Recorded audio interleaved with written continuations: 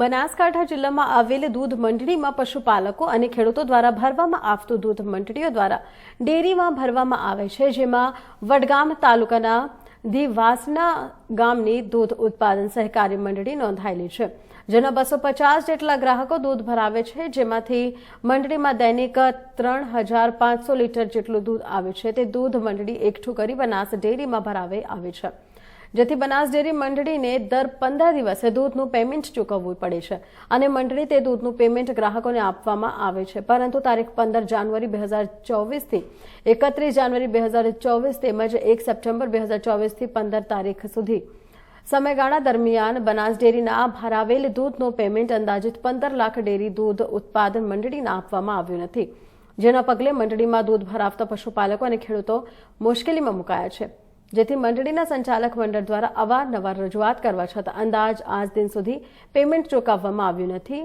મંડળીના સંચાલક મંડળ અને પશુપાલકો પાલનપુર કલેક્ટર કચેરી ખાતે દોડી આવી ગ્રાહકોનું દૂધ પેમેન્ટ 3 દિવસમાં ચૂકવવામાં આવે તેવી માંગ સાથે જિલ્લા કલેક્ટરને રજૂઆત કરી હતી અને જો 3 દિવસમાં પેમેન્ટ ચૂકવવામાં નહીં આવે તો મંડળીના સભાસદો સાથે કલેક્ટર કચેરી ખાતે ઉપવાસ પર બેસવાની ચીમકી ઉચ્ચારી છે.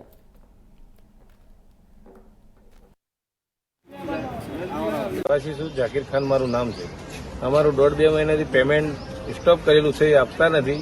અમારું 17-18 લાખ જેવું પેમેન્ટ થાય છે, ભાવ ફેર નથી આપતા, દાણ નથી આપતા, એટલું બધા અમારો હાલાકીનો વારો ભોગવવો પડે છે. શું માંગ છે? બિહારી જાકીર ખાન નથી. લોહાણી અયુબ ખાન સલીમ ખાન મારું નામ છે. હું વાસણા સેવાનો રહેવાસી છું. હું વાસણા દૂધ ઉત્પાદક સહકારી મંડળીનું ચેરમેન છું. આજે 1.5 માસથી બનાસ ડેરીએ અમારું પેમેન્ટ સ્ટોપ કર્યું છે. અમને આપતા નથી. ના દૂધ દાણ આપે છે, ના ઘી આપે છે, ના તેલ આપે છે, ના વિઝિટ આપે છે, કંઈ આપતા નથી. એટલે અમારા અહીંના જે ગ્રાહકો છે એ ખૂબ હાલાકી ભોગવે છે. કયા કારણોસર બંધ કર્યું? આ બધું રાજકારણ છે, બધું રાજકારણ પોલિટિક્સ છે.